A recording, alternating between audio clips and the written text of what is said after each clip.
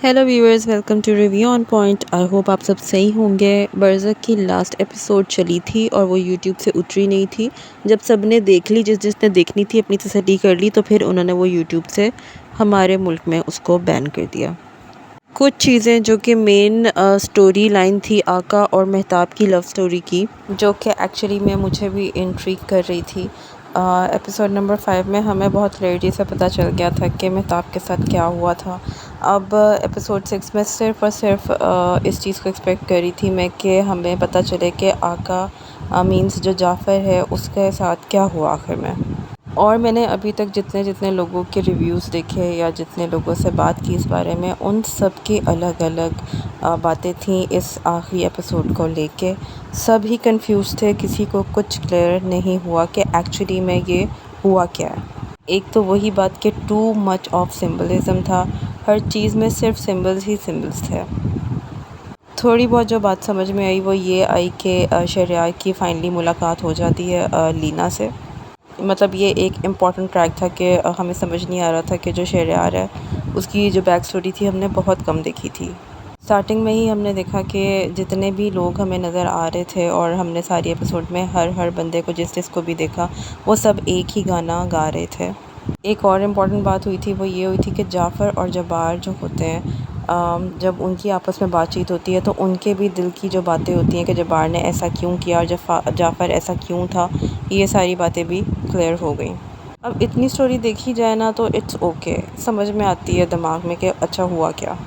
उसके बाद फिर जो हुआ कि शहरज़ाद की स्किन में एक अजदहे वाली स्किन बन गई। मतलब वो तो वी आर श्योर ना कि शहरज़ाद जो है वो इंसान नहीं है, लेकिन वो यहाँ पर रहना चूज़ करती है।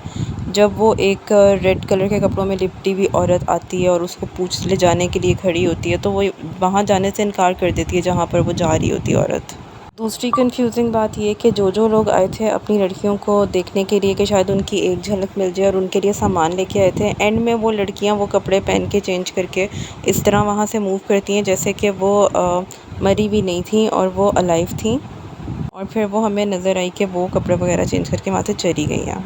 तो जो लड़की खड़ी भी थी शहरज़ाद के साथ जो उसको लेने आई थी, वो कौन थी? क्योंकि आवाज़ से तो वो मेहताब ही लग रही थी। क्वाइट पॉसिबल कि मेहताब जो है वो मर चुकी है और वो उसकी रूह हो, क्योंकि एंड में फिर हमने जो देखा कि जो यंग जाफ़र है वो दरख्त के ऊपर चढ़ता है और फिर मेहताब को वो रेड दुपट्टा और वो फूलों का हार पहनाता है।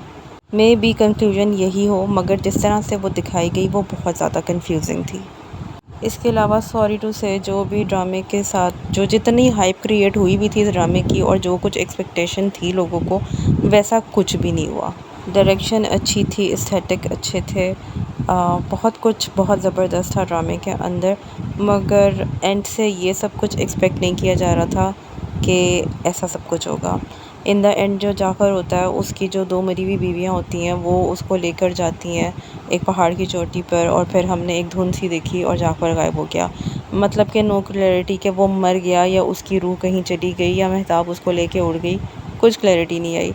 सिर्फ वो जो आखिरी सीन था दरख्त के ऊपर उन दोनों का, मेहताब और जाफ़र का, उससे थोड़ा बहुत मेरे दिमाग को ऐसा लगा कि शायद जाफ़र मर गया था। बाकी ये कि एक कंट्रोवर्सी की हवा चली और वो ख़त्म भी हो गई, बट समझ नहीं आई कंट्रोवर्सी एक्चुअली में अगर थी भी तो उसकी कोई इतनी हाइप क्रिएट करने की ज़रूरत नहीं थी। जिन लोगों को नहीं भी पता था कि कंट्रोवर्सी किस चीज़ की है, इतनी हाइप क्रिएट की गई कि उन लोगों का भी इंटरेस्ट डेवलप हुआ और उनको भी पता चला होगा। और आखिरी एपिसोड के अंदर एज सच कुछ वाज़िया हुआ भी नहीं उस चीज़ को लेके।